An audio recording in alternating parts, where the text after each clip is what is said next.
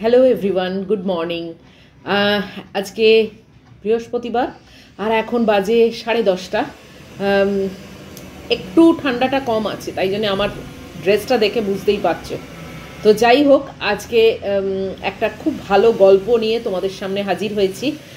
সেই গল্পটা এই মাত্রই হাতে পেলাম, জোগাড় করলাম আর কি। তো সেটাই ভাবলাম তোমাদের সঙ্গে আজকে শেয়ার করব।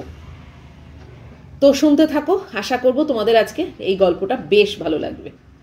2 বছর আগে ফেসবুকে এক মেয়েকে বলেছিলাম, আমি না তোমাকে বিয়ে করতে চাই। মেয়েটি সাফ জানিয়ে দিয়েছিল তার প্রথম শ্রেণীর সরকারি জবওয়ালা ছেলে দরকার। আমি শুধু বাই বলে আর কখনো নক করিনি তাকে। মেয়েটা সেদিন আমায় ফোন করলো, জব পেয়েছো? না। আমার বিয়ে ঠিক হয়ে গেছে। ও, কনগ্রাটস। আমায় নিয়ে পালাতে পারবে? না না। ওকে, তোমার ঠিকানাটা বলো, ইনভিটেশন কার্ড পাঠিয়ে দেব। বিয়ের দিন আসবে কিন্তু। আচ্ছা। তারপর সে ফোনটা কেটে দিল। 2 দিন পর রঙিন কাগজে মোড়া একটা প্যাকেট আসলো কুরিয়ারে। খুলে দেখলাম তার নিজের হাতে লেখা একটা চিঠি। তুমি একটা কমবক্ত। যাই হোক, বাবার পছন্দের ছেলেটা ভালো সরকারি চাকরি করে, সদ্যই জয়েন করেছে, ভালোই বেতন, অনেক স্মার্ট, তোমার থেকে দেখতে অনেক সুন্দর। মাথায় অবশ্য তোমার মতো এলোমেলো চুলটা নেই, সামান্য টাক আছে, তবে খুব গোছানো। আমাকে আশ্বাস দিয়েছে খুব আদরে রাখবে, আশীর্বাদে আমাকে গয়নায় মুড়িয়ে দেবে বলেছে। আমাকে সে রানী করে রাখবে, তার বাড়িতে কোনো কাজও করতে হবে না বলে আমাকে আশ্বাস করেছে। ধুর, খালি ওকে নিয়েই বকবক করে যাচ্ছি। আচ্ছা, তুমি সেই গল্পটা লিখে শেষ করেছো যেটা তুমি আমাকে নিয়ে লিখতে চেয়েছিলে, নাকি আমার পাত্তা না পেয়ে সেই গল্পটা ছেড়েই দিয়েছ? এবার গল্পটা কিন্তু অবশ্যই লিখবে। একটা আবদার রইল। জানি তোমাকে আবদার করার মতো কোনো অধিকার আমার নেই, তবুও করছি। যদি পারো আমার বিয়েতে একটা সিঁদুরের কাঁটা গিফট করো আমাকে। অল্প দাম দিয়ে কিনো। তোমার হাতে সিঁদুর পরাটা আমার কপালে ছিল না হয়তো, কিন্তু তোমার দেয়া কাঁটায় সিঁদুর আঁকতে তোমার নিশ্চয়ই আপত্তি থাকবে না। ইতি তৃষ্ণা। চিঠিখানা পড়ে খুব আশ্চর্য হলাম। একদিকে ভালোও লাগলো, আমার মতো উজবুককে কোনো মেয়ে সত্যি ভালোবেসেছিল।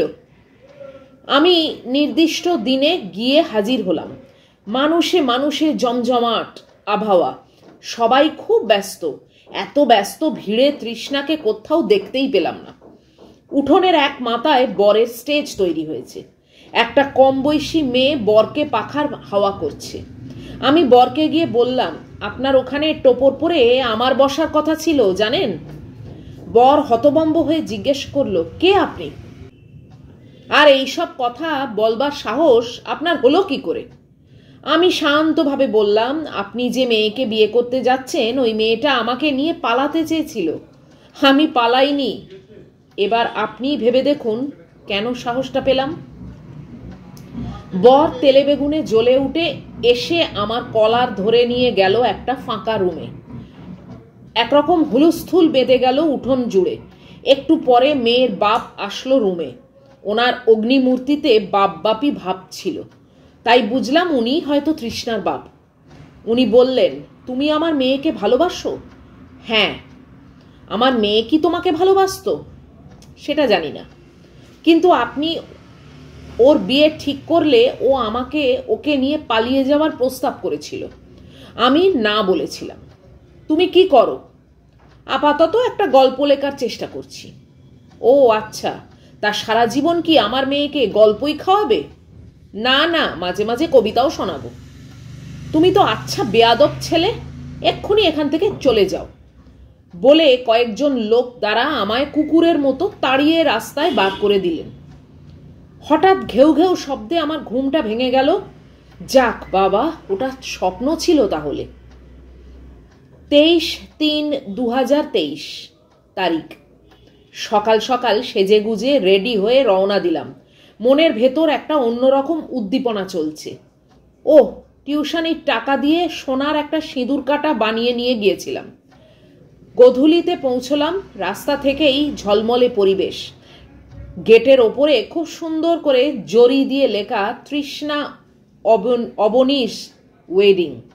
দুপাশে ছোট ছোট মিউজিক বাল্বের মধ্যে দিয়ে হেঁটে উঠোনে গিয়ে পৌঁছলাম।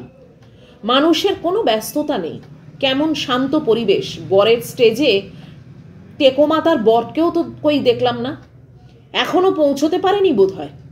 কেবল সূচিকর্ম দ্বারা অলঙ্কৃত সাদা কাঁথার ওপরে কয়েকটা নতুন বালিশ পড়ে আছে।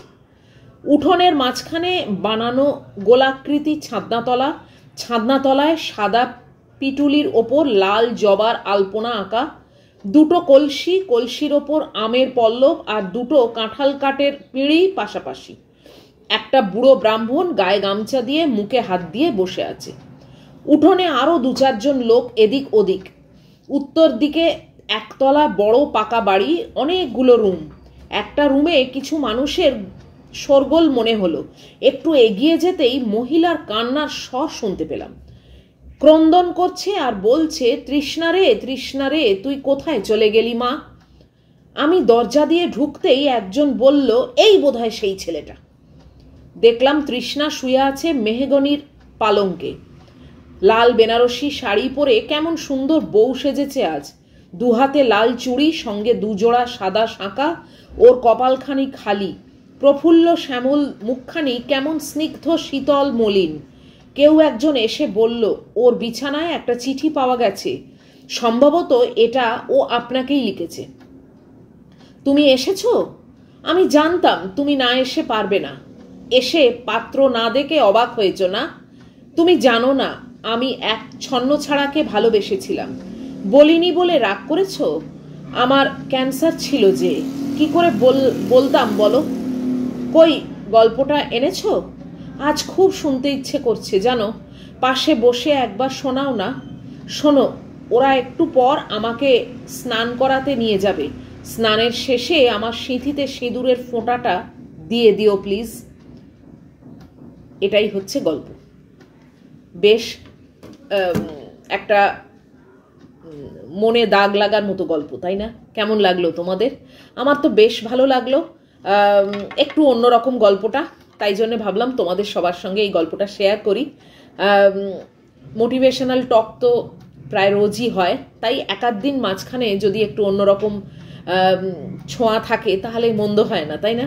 আজকে গল্পটা অবশ্যই জানাবে কমেন্ট বক্সের মাধ্যমে যে তোমাদের কেমন লাগলো। তবে এই ছেলেটি অবশ্য কিছুই কাজ করতো না, সেদিক থেকেও ছেলেটি উপযুক্ত মোটেই নয় কারুকে বিয়ে করবার জন্যে। আর মেয়েটিরও যে ক্যান্সার ছিল সেটাও সে কোনোদিন জানায়নি। তো যাই হোক, মানে দুজনকার ভালোবাসাই পরিণতি পেল না, এটাই হচ্ছে গল্পের সার মর্ম, যা বুঝতে পারলাম। তো যাই হোক, চলো, এই ছোট্ট গল্পটাই আজকে ছিল তোমাদের জন্যে। দেখা হচ্ছে তোমাদের সঙ্গে আবার পরের একটা ভিডিওয়ে। আর যদি গল্পটা ভালো লাগে তাহলে প্লিজ একটা লাইক, শেয়ার, কমেন্ট আর সাবস্ক্রাইব করো। আর খুব ভালো থাকবে, সাবধানে থাকবে। Love you all.